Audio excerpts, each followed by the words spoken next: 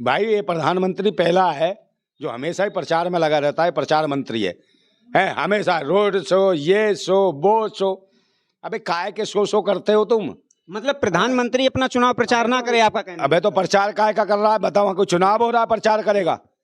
15 मोदी जी राम मंदिर की प्राण प्रतिष्ठा जो हो रही है उस हवन यज्ञ में नहीं बैठेंगे, क्या कहना है सर आप? नहीं तो बैठना भी नहीं चाहिए क्यों नहीं बैठना चाहिए सर? भाई बिना पत्नी कैसे बैठ जाएगा? बिना पत्नी के? हाँ पत्नी है तो उसको लेके आए। जी, आपको पता है पत्नी नहीं आएगी? हैं भाई आपको पता है पत्नी नहीं जब आएगी? अपनी पत्नी पे नहीं इसका हक चलता तो किस पे हक चलाएगा? पत्नी को नहीं संभाल पाया। राम जी ने भी इसमें यज्ञ जब किया था तो अपनी बगैर पत्नी के किया था, सोने की मूर्ति बनवा के। हाँ तो सोने की बैठाएगा भी मूर्ति? जी मतलब एक और देश का बर्बाद भंटाधार। जी।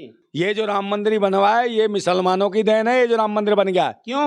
हाँ ये सांसद मुसलमान की क्या देन है इसमें? यार मुसलमान ना होते तो मंदिर बन जाता। क्यों? मुसलमान देश में थे कब? अरे थे नहीं तो वैसे ही मस्जिद बन गई। सारे मुसलमान बाहर के हैं, मुसलमान देश में पैदा कब हुआ था जरा ये बताइए। मुसलमान क्यों नहीं आते? जी, कब पैदा हुआ था? आज तो पढ़ ले पहले। जी। सबसे पहले कौन था? नमस्कार, शिव एक्सप्रेस में आपका स्वागत है। मैं शिव शर्मा मौजूद इस समय दिल्ली में, और दिल्ली में हमारे साथ मौजूद है क्रांतिकारी पार्टी के संयोजक नंदा भाई सिंह। बात करते हैं सीधी, देश में जहां राम राज्य की स्थापना हो रही है, नरेंद्र मोदी कल वहां पर रोड शो करने वाले हैं अयोध्या में। 15,000 करोड़ की योजनाएं ला रहे हैं अयोध्या में। तो हमारे साथ नंदा भाई जी मौजूद हैं, इनसे बात करते हैं कि अयोध्या में जो 15,000 करोड़ की योजनाएं और राम मंदिर का भव्य उद्घाटन किस नज़र से देखते हैं, क्या कहना है सर आपका? कौन सी योजना? ये यार कहीं की भी योजना आज तक कहीं की कुछ भी लागू नहीं हुआ इस आदमी के शासन में, समझे नहीं? और फिर कह दूंगा मुंह का योजना जी, समझ रहे? ये वो है आदमी, कुछ भी योजना फोजना नहीं, राम मंदिर के नाम पर मूर्ख बनाया जा रहा है। और जो कह रहे कौन सी यात्रा निकाल रहे हैं, शोभा यात्रा। काय की शोभा यात्रा? कौन है उसमें? मुजरे वाली भी जा रही है। कौन जा रही है मुजरे वाली इस यात्रा में? जी, कौन जा रही मुझे? है माधुरी दीक्षित। माधुरी दीक्षित। हाँ। माधुरी दीक्षित इस यात्रा में नहीं जा रही। तो किस में आएगी? मंदिर में जाएगी ये उद्घाटन। रोड शो में नहीं जा रही माधुरी दीक्षित। तो में फिर कंगना जा रही होगी, जी। भक्तों की दीदी। रोड शो मोदी जी कर रहे हैं अकेला। मोदी जी अकेले तो कर रोड रहे शो हैं। के क्या जरूरत है? कोई जानता नहीं क्या मोदी को? जी भाई ये प्रधानमंत्री पहला है जो हमेशा ही प्रचार में लगा रहता है, प्रचार मंत्री है हमेशा रोड शो, ये शो, वो शो। अबे काय के शो करते हो तुम? मतलब प्रधानमंत्री अपना चुनाव प्रचार ना करे, आपका कहना? अबे तो प्रचार काय का कर रहा है बताओ? कोई चुनाव हो रहा है प्रचार करेगा? 15,000 करोड़ की योजनाएं दे रहा है, कोई प्रचार? यार करोड़ की योजना हर जगह तो इसकी फोटो लगा रखी है, कहीं भी चले जाओ किसकी फोटो लगनी चाहिए? प्रधानमंत्री हर जगह प्रचार। तो देश का प्रधानमंत्री कौन है फिर? है अबे तो कितना प्रचार करेगा? पूरे देश का तो अचार डाल दिया इसने। प्रचार कर करके तो 2 बार मुख्य प्रधानमंत्री बन चुके हैं, अब तीसरी बार की भी तैयारी। ईवीएम से बना है। ईवीएम से बना? हाँ ईवीएम से बना है, इलेक्शन बेईमान मशीन से बना है। इलेक्शन बेईमान मशीन जी। और बैठ जाते हैं आके देश के ऊपर कमीन। चलिए सर ये बताइए, राम मंदिर के उद्घाटन को लेकर के कई साधु संतों में आक्रोश देखा जा रहा है। कई प्रवक्ताओं इस पर पक्ष विपक्ष की तो कतार लगी हुई है कि मोदी जी राम मंदिर की प्राण प्रतिष्ठा जो हो रही है उस हवन यज्ञ में नहीं बैठेंगे, क्या कहना है सर आप? नहीं तो बैठना भी नहीं चाहिए। क्यों नहीं बैठना चाहिए सर? भाई बिना पत्नी कैसे बैठ जाएगा? बिना पत्नी के? हाँ पत्नी है तो उसको लेके आए। जी, आपको पता है पत्नी नहीं आएगी? हैं भाई आपको पता है पत्नी नहीं जब आएगी? अपनी पत्नी पे नहीं इसका हक चलता तो किस पे हक चलाएगा? पत्नी को नहीं संभाल पाया। राम जी ने भी इसमें यज्ञ जब किया था तो अपनी बगैर पत्नी के किया था, सोने की मूर्ति बनवा के। हाँ तो सोने की बैठाएगा भी मूर्ति। जी मतलब एक और देश का बर्बाद भंटाधार। जी अब कौन सी जगह लूटेगा भाई? कौन सा टैक्स बढ़ाएगा? जी किसको लूटेगा? ये पूरा देश तो लूट चुका है। जी। क्या बचा है? धर्म के नाम पे लोगों को मूर्ख बनाने का काम हो रहा है। राम मंदिर से क्या हो रहा है? क्या भला हो रहा है? जी। पिछले 50 साल से राम मंदिर के नाम पे देश के अंदर झगड़े कराए हैं इन्होंने। किस बेस पे झगड़े कराए गए? धर्म और मजहब के नाम पे, समझे नहीं? मुसलमानों के नाम पे जीत के आ गए। जी। ये जो राम मंदिर बनवाया है ये मुसलमानों की देन है, ये जो राम मंदिर बन गया है। क्यों? हाँ ये सांसद मुसलमान की क्या देन है इसमें? यार मुसलमान ना होते तो मंदिर बन जाता। क्यों? मुसलमान देश में थे कब? अरे थे नहीं तो वैसे ही मस्जिद बन गई। सारे मुसलमान बाहर के हैं, मुसलमान देश में पैदा कब हुआ था जरा ये बताइए। मुसलमान क्यों नहीं आते? जी, कब पैदा हुआ था? आज तो पढ़ ले पहले। जी, सबसे पहले कौन था? सबसे पहले भारत में कौन सा मुसलमान आया? मेरे दादा पहले वो तो बता कौन था यहाँ? जी। इब्राहिम लोदी कौन था? जी, कहाँ से आया था? इब्राहिम लोदी यहीं का तो था। जी, है किसने बसाए?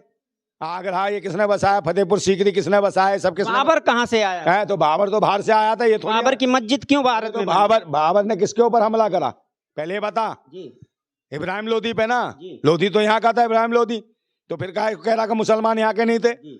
तो धर्म अध्ययन कर, पहले पढ़ो। धर्म मजहब की आपने धर्म मजहब की बात की, तो बाबर को भी अपनी बाबरी मस्जिद नहीं बनानी चाहिए? मैं उसी पे आ रहा हूँ। और वो अकबर काल में किसने लिखी रामचरितमानस? है तुलसीराम दुबे ने। पहले गौर से सुन ले कान खोल के। तुलसीदास जी ने। हाँ तुलसीराम दुबे था नाम, ये भी ध्यान रख। तुलसीराम दुबे आप कहिए, दुबे आप कह सकते हो, आप उसे चाहे दुबे कहिए, पंडित कहिए, यादव कहिए, आप कुछ भी कहिए। मैं दुबे कहूँ, चौबे कहूँ, दुबे था तो दुबे कहूंगा, चौबे थोड़े कहूंगा। है तो वो क्या लिखा उसने कि हम भीख मांग के खाऊंगा और मस्जिद में सो जाऊंगा? किस काल में? अकबर काल में। और उसमें क्या लिखा था?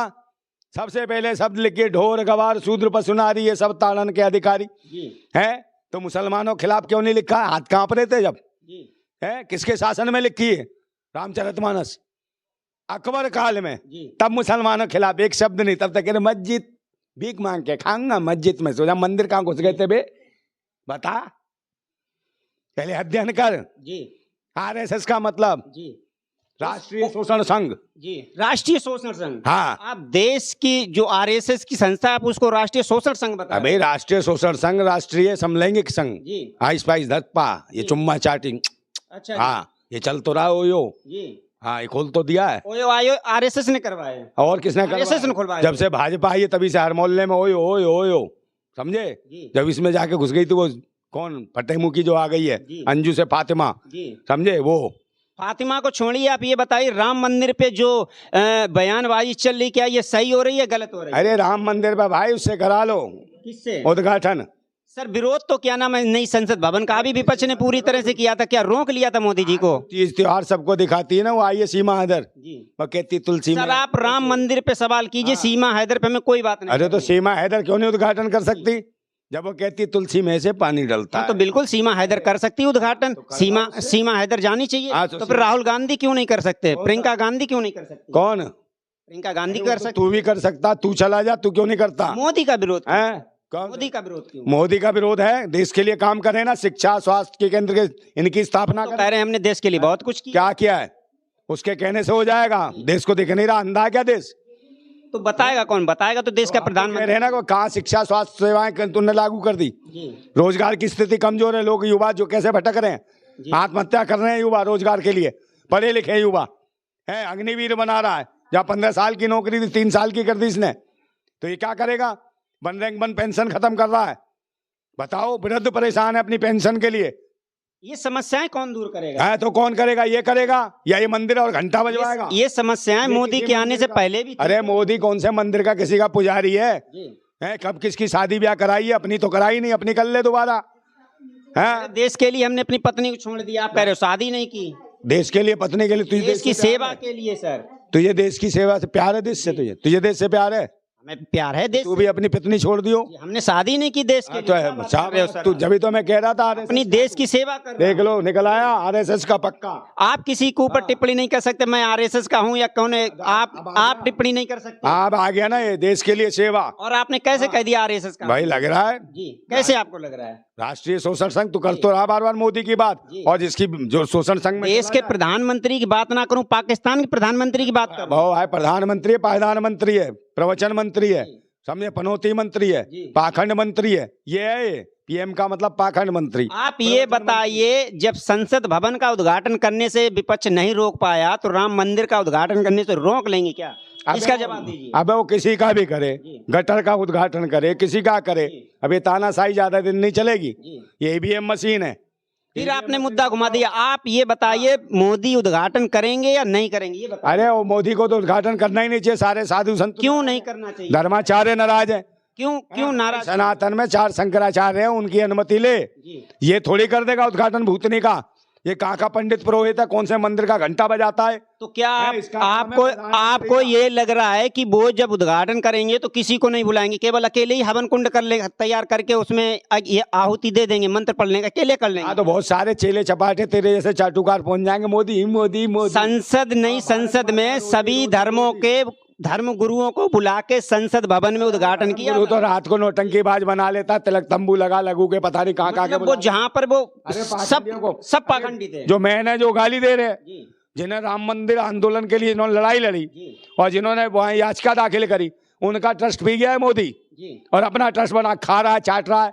तो वो लड़ रहे हैं ना, गालियां दे रहे हैं कि मंदिर आंदोलन के लिए हमने करी, जितने वहाँ खा लेके थे। लेकिन श्रेय तो मोदी को जा रहा है ना। शेयर काय का जा रहा है बता। कहते हैं कि मोदी शासनकाल में ही है। अगर इसको इसका मतलब तू ये बता रहा है कि प्रधानमंत्री के शासनकाल में, क्या मतलब? इसका मतलब जज के ऊपर दबाव है, इसने करवाया। इसका मतलब सही बात है कि जज दबाव में काम कर रहे हैं। तो यानी कि देश के जज मोदी के ऊपर काम, हाँ दबाव में काम कर रहे दबाव में काम हैं। हाँ तो तानाशाही है ना भारत के अंदर। लोकतंत्र रहा कहाँ गया जब भी बहन बेटियां सुरक्षित नहीं है, जज महिलाएं सुरक्षित नहीं है, तो फिर क्या है? ये जज महिलाओं से भी कुछ भी करा लेते हैं। रात को न कहेंगे भरतनाट्यम करके दिखा, डिस्को करके दिखा। तो ये ऐसे अय्यास और पाखंडी लोग, तानाशाह लोग देश की कुर्सी पे बैठे, तो भगवान ईश्वर क्या देखेगा?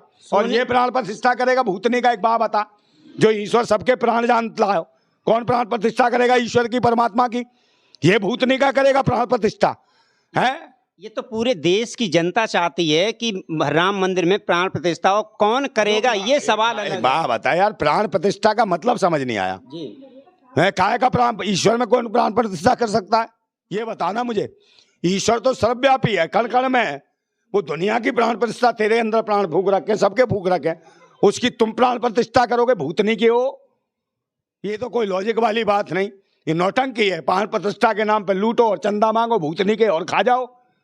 और उन साधु संतों का जो ट्रस्ट खत्म कर दिया, जो राम मंदिर आंदोलन के लिए लड़े, समझे?